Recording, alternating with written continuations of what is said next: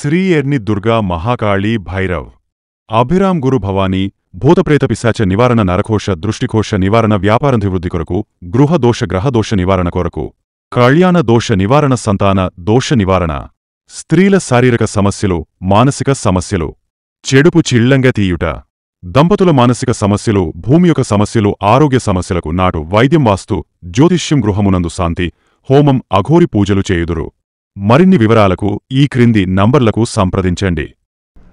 Welcome to Varthakiranam. నేను కృష్ణకుమార్. వార్తల్లో ముందుగా హెడ్లైన్స్ చూద్దాం.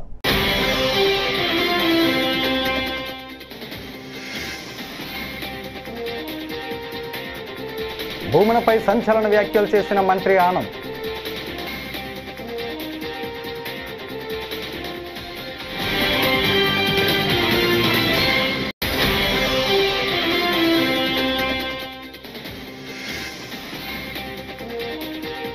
గోవుల మరణాలపై చర్చకు పిలిచి హౌస్ అరెస్టు చేస్తారా? మాజీ ఎమ్మెల్యే కాసు మహేష్ రెడ్డి ధ్వజం.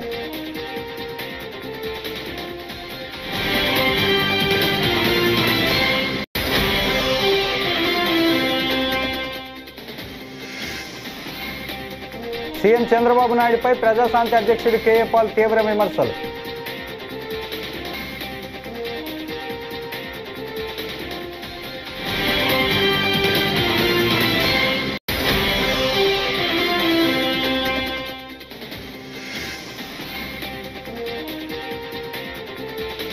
కూటమి అరాచకంతో పరిశ్రమల మనుగడ ప్రశ్నార్థకం. బొత్స సత్యనారాయణ ఫైర్.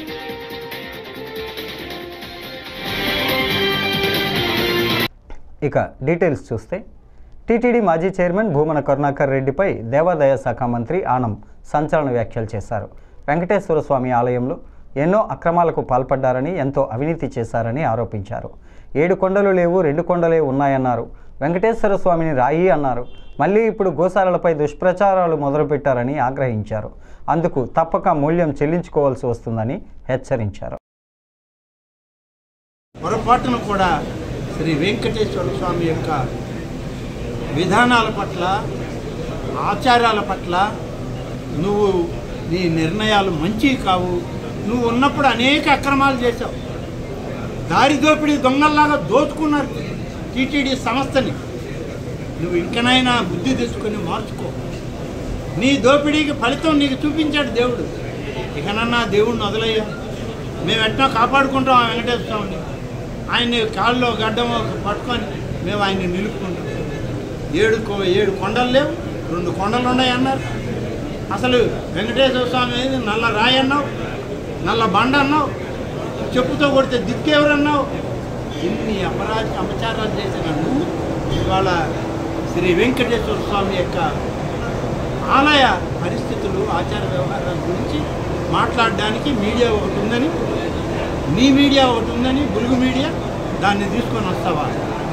ఇకనైనా బుద్ధి తెచ్చుకోకన్నాక మానుకో ఈ పద్ధతి. టీటీడీలో గోవుల మరణాలపై కూటమి నేతలు చర్చకు పిలిచి మాజీ టీటీడీ చైర్మన్ భూమన కరుణాకర్ రెడ్డిని హౌస్ అరెస్టు చేస్తారా? ఇదేనా బహిరంగ చర్చ నిర్వహించే తీరు అని మాజీ ఎమ్మెల్యే కాసు మహేష్ రెడ్డి మండిపడ్డారు. నరసరావుపేట క్యాంప్ కార్యాలయంలో మీడియాతో మాట్లాడుతూ గోమాతల మరణాలపై నిజాలను అంగీకరించే ధైర్యం కూటమి ప్రభుత్వానికి లేదని అన్నారు. కళ్ల ముందే అన్ని ఆధారాలు కనిపిస్తున్నా చంద్రబాబు, లోకేష్లు పచ్చి అబద్ధాలు మాట్లాడుతున్నారని ఆగ్రహం వ్యక్తం చేశారు. గోవుల్ని కూడా హింసిస్తారో అటువంటి వాళ్ళని దుష్ట శిక్షణ చేసి శిష్ట రక్షణ చేస్తాను అంటాడు. అంత ప్రాముఖ్యత గోవులకు ఉంటుంది. ఈరోజు ఏం జరుగుతుంది? పవిత్రమైన తిరుమల తిరుపతిలో గత 8-9 నెలల నుంచి నెలకి సగటుగా 10-15 గోవులు చనిపోతుంటే, మొన్న వైఎస్ఆర్సీపీ పార్టీ ప్రతిపక్ష నాయకుడు అక్కడ కరుణాకర్ రెడ్డి గారు, ఇంత అన్యాయం జరుగుతుంది ఈ ప్రాంతంలో, పవిత్రమైన ప్రాంతంలో, పవిత్రంగా భావించే గోవుకే రక్షణ లేదు, దాదాపు 150-160 గోవులు చనిపోయినాయి అని ప్రెస్ మీట్ పెడితే సమస్యని స్వాగతిస్తూ ఒక బాధ్యత కలిగిన పాలక పక్షం అయితే ఏం చేయాలి? అక్కడ సందర్శించి నిజమెంత, అబద్ధం ఎంత, అసలు నిజంగా చనిపోయినాయా, ఒకవేళ చనిపోతే ఎందుకు చనిపోతున్నాయి, మిగతా వాటినన్నా రక్షించేటట్టు మరోసారి ఇటువంటి ఘటన జరగకుండా చూడాల్సింది పోయి ఎదురుదాడి. చంద్రబాబు నాయుడు గారు, లోకేష్ గారేమో ఇదంతా ఫేక్ న్యూస్, మార్ఫింగ్, ఒక్కటి కూడా చనిపోలేదంటారు. అక్కడ తిరుపతి ఎమ్మెల్యేనేమో శ్రీనివాసులు గారేమో 40 చనిపోయినాయి అన్నాడు. ఈఓ గారు వచ్చి 30 అంటారు. చైర్మన్ గారు మరొక అడుగు ముందుకేసి ఖచ్చితంగా 20 అయితే చనిపోయినాయి, అయినా ఏముంది దీంట్లో, మీ ఇంట్లో చనిపోరా ఏంది అన్నాడు. వాస్తవమే, వయసు రీత్యా పెద్దవాళ్ళై అందరి ఇళ్లలో ఎవరో ఒకరు చనిపోతుంటారు, బాధపడుతుంటాం. ఎవరి జీవితం శాశ్వతం కాదు.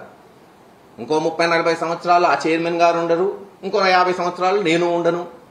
ఎవ్వరూ శాశ్వతం కాదు.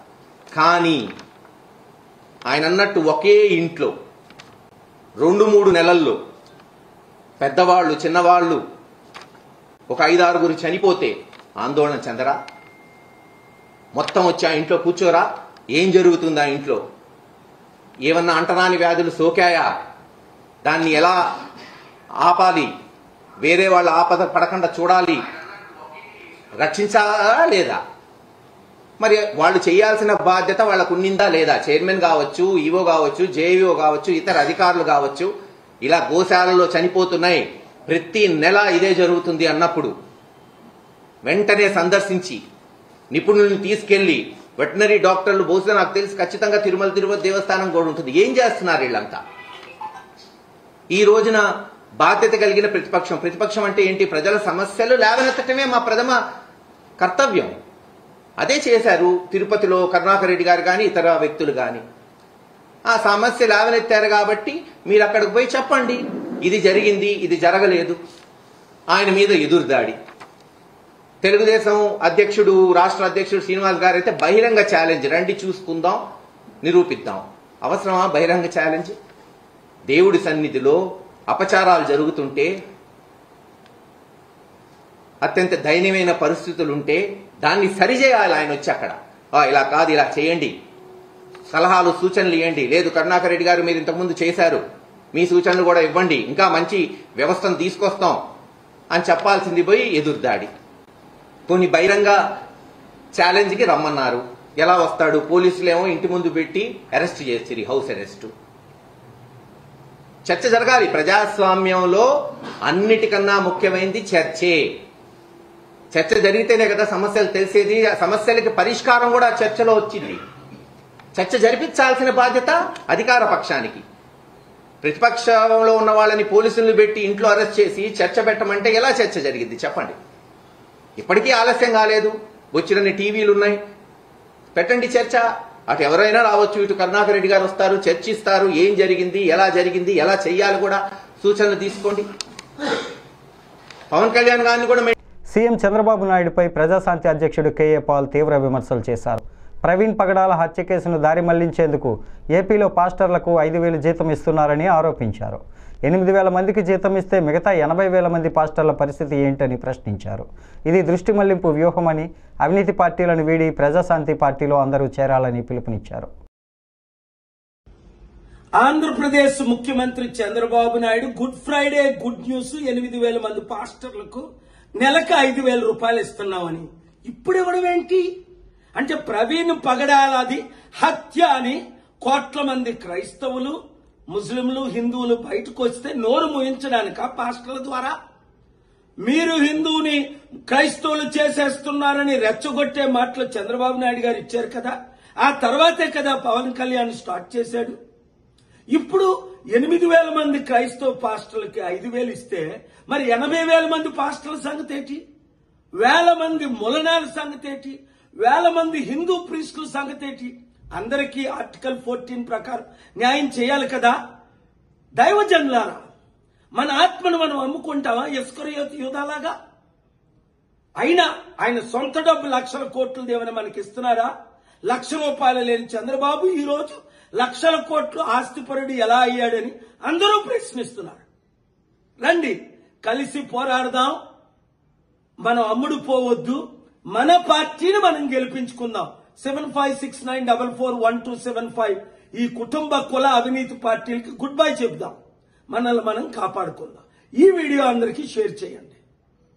రాష్ట్రంలో ప్రభుత్వం అండతో కూటమి పార్టీలు తమ అవినీతి సంపాదన కోసం పరిశ్రమలపై వేధింపులకు పాల్పడుతున్నాయని శాసనమండలి ప్రతిపక్ష నేత బొత్స సత్యనారాయణ మండిపడ్డారు. విశాఖపట్నం క్యాంపు కార్యాలయంలో మాజీ మంత్రి గుడివాడ అమర్నాథ్, మాజీ ఎమ్మెల్యేలు కరణం ధర్మశ్రీ, తైనాల విజయకుమార్లతో కలిసి మీడియాతో మాట్లాడారు. కూటమి పార్టీ నేతల అరాచకాలతో రాష్ట్రంలోని పరిశ్రమల మనుగడే ప్రశ్నార్థకంగా మారిందని ఈ సందర్భంగా బొత్స సత్యనారాయణ ఆగ్రహాన్ని వ్యక్తం చేశారు. ఇంటర్నల్గా మరి విజయకుమార్ పేరుని నైన్టీ విజయకుమార్ ద్వారా ఇప్పిస్తున్నాము. ఎవరైతే మా పార్టీ నుంచి గెలిచిన 56 మంది కార్పొరేట్లు ఉన్నారో 56 మంది కార్పొరేట్లు 56 కదా 58 కార్పొరేట్లు వైసీపీని గెలిపారు. పార్టీ విధానం దాన్ని వ్యతిరేకించడం, తెలుగుదేశం పార్టీ ఏదైతే అవిశ్వాసం పెట్టిందో మా మేయర్ మీద దాన్ని చేయాలి. చేయిపోయిన వాళ్ళ తాలూకా సభ్యత్వం ఆయన రద్దు అయిపోతుంది యాజ్ పర్ చట్ట ప్రకారం. ఇమీడియట్ 1 వీక్లో వాళ్ళ తాలూకా మెంబర్షిప్ చట్టం అయిపోద్ది, అది ఇస్తాము. నాకు తెలిసి ఎట్టి పరిస్థితుల్లో కూడా 58 మంది వేస్తారు. లేని వాళ్ళ తాలూకా సభ్యత్వం రద్దు అయిపోతుంది, వాళ్ళు అయిపోతుంది. ఒకవేళ కానీ ప్రభుత్వ అధికారం ఉందని చేసినా మేము కోర్టుకు వెళ్ళినా సరే సభ్యత్వం రద్దు చేస్తాం, అందులో తేడా లేదు. అలా తెలంగాణ అవ్వకపోతే తెలంగాణలో తెలంగాణ కోర్టు ఇది, ఆంధ్ర కోర్టు ఇది. న్యాయస్థానం వాళ్ళేమి దాంట్లో ఉన్నారో తెలంగాణలో ఎమ్మెల్యేలు వేరు, ఇది వేరు. ఇది ఇక్కడ జరుగుతుంది ఏంటంటే ఎవిడెన్స్ కలెక్టర్ ఎన్నిక రికార్డు పలానా వ్యక్తి పలానా వాళ్ళకి పలానా వేశారు చట్ట ప్రకారం. తెలంగాణ పార్టీ మార్పిడి, దాని రుజువులు సాక్ష్యాలు బంధాలు ఇవి అవి అన్నీను. ఇక్కడ వచ్చి ఓటు ఇక్కడ అండ్ రికార్డు CCTV కలెక్టర్ గారు రికార్డ్ చేస్తారు. సో అండ్ సో ఇగో మా ఈ పత్రిక వాళ్ళు వచ్చి దీన్ని కొట్టేస్తారు, ఇగో ఈ పత్రిక వాళ్ళు దీన్ని కొట్టేస్తారు, ఇగో వీళ్ళు చేస్తారు. మీరు కూడా ఉంటారు, మీరు కూడా కెమెరా రికార్డ్ చేస్తారు, మీ కెమెరా కూడా రికార్డ్ అవుద్ది. అది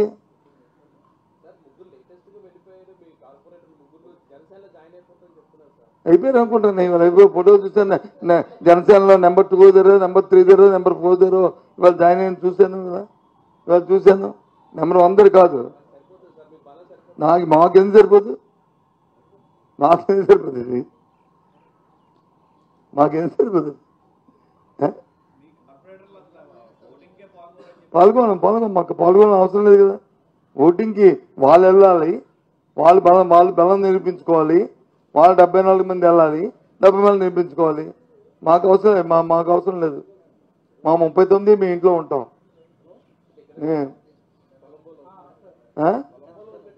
కొలంబోలో ఉంటాము, లేకపోతే మా ఇంట్లో ఉంటాము. ఎవరి ఇంట్లో వాళ్ళు. వాళ్ళు ఎప్పుడు వస్తున్నారు మలేషియా నుంచి. పోలీసులపై మాజీ ఎమ్మెల్యే కాటసాని రాంభూపాల్ రెడ్డి సంచలన వ్యాఖ్యలు చేశారు. రాష్ట్రంలో కొందరు పోలీసులు దిగజారి ఉద్యోగాలు చేస్తున్నారని, టీడీపీ వాళ్ళు ఏం చెప్తే పోలీసులు అదే చేస్తున్నారని అన్నారు.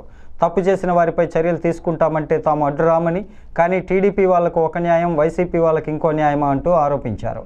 వైసీపీ కార్యకర్తలు నాయకుల తప్పు లేకున్నా పోలీసులు వాళ్ళని కొట్టి బెదిరింపులకు గురి చేస్తున్నారని పేర్కొన్నారు.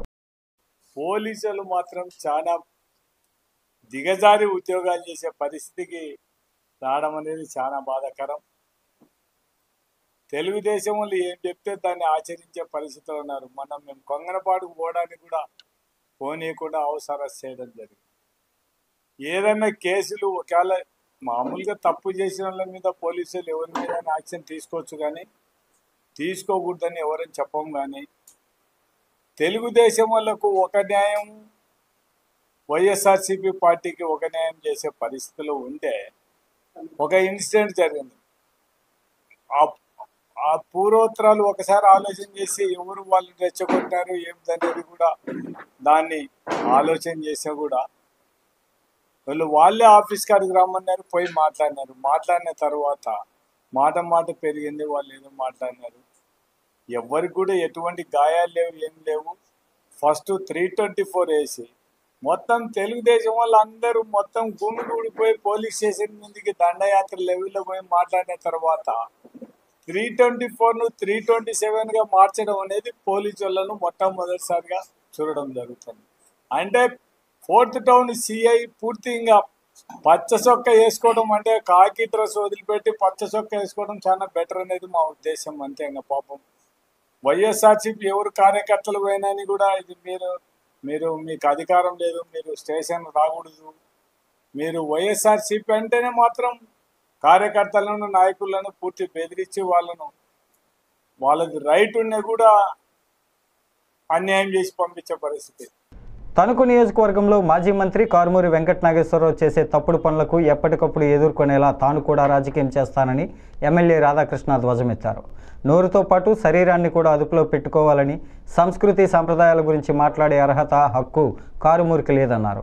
అధికారంలో ఉండి మంత్రిగా పనిచేస్తూ అప్పట్లో అమరావతి మహిళలు వస్తే ఏం చేశారని గురువారం నాడు ప్రశ్నించారు.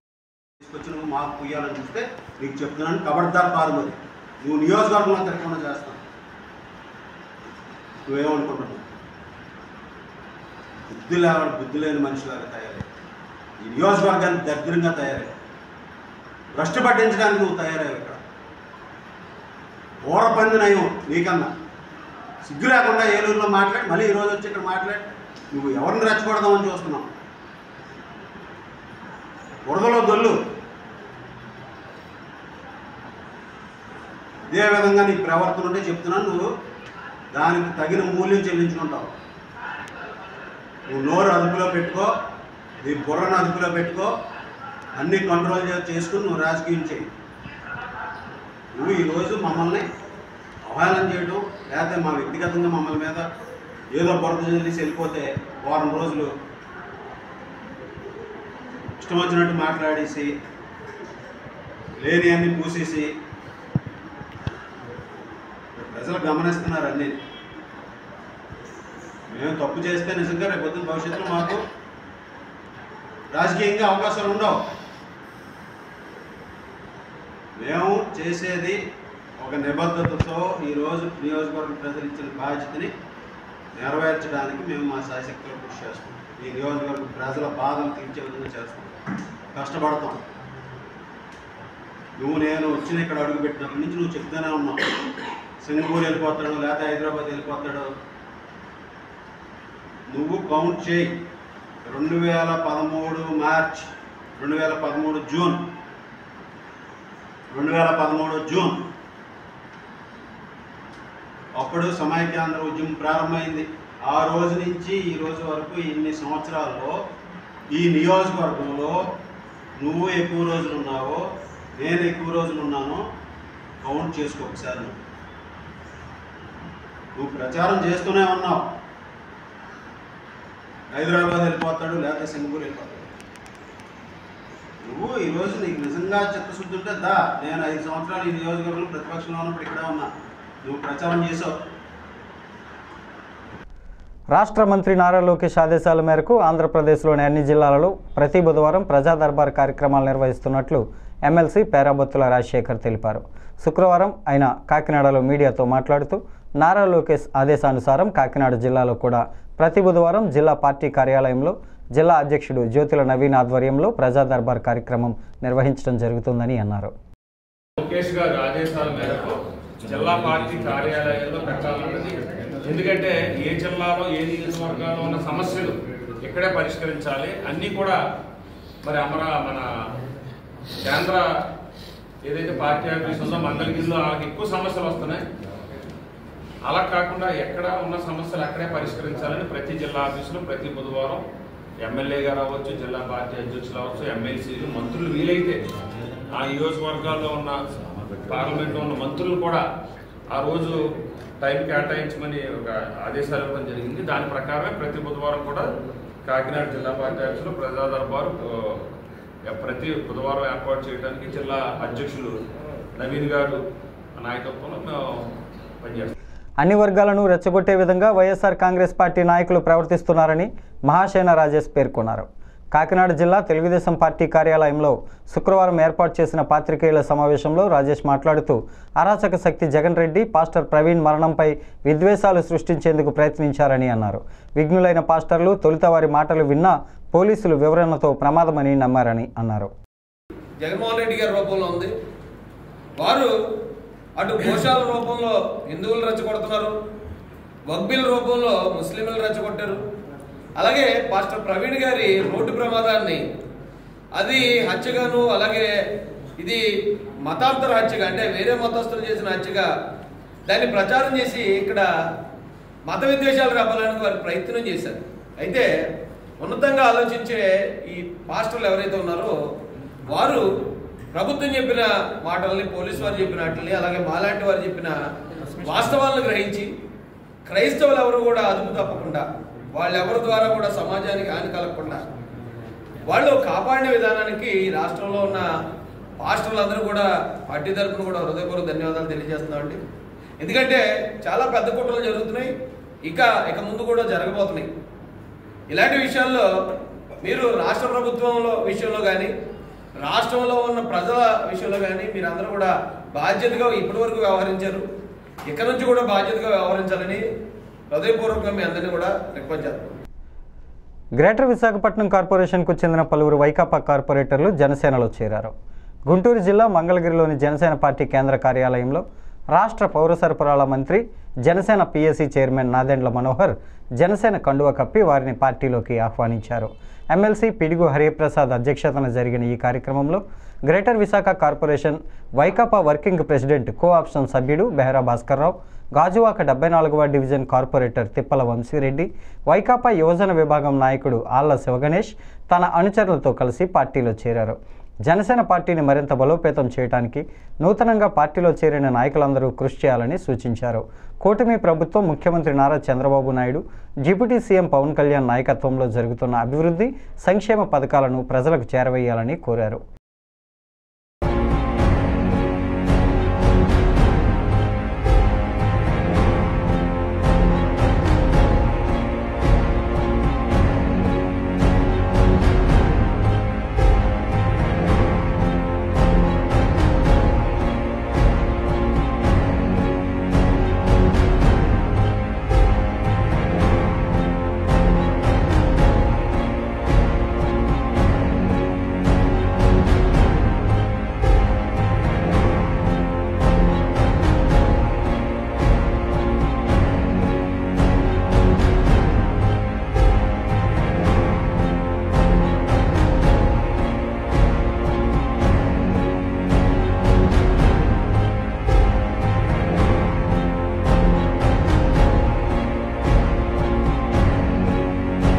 ఈ వార్తలు ఇంతటితో సమాప్తం. నమస్కారం.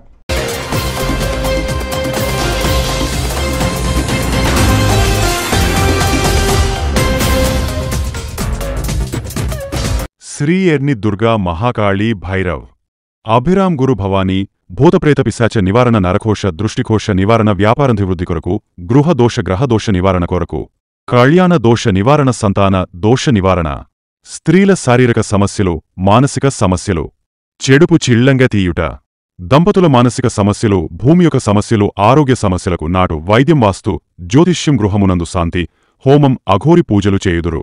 మరిన్ని వివరాలకు ఈ క్రింది నంబర్లకు సంప్రదించండి.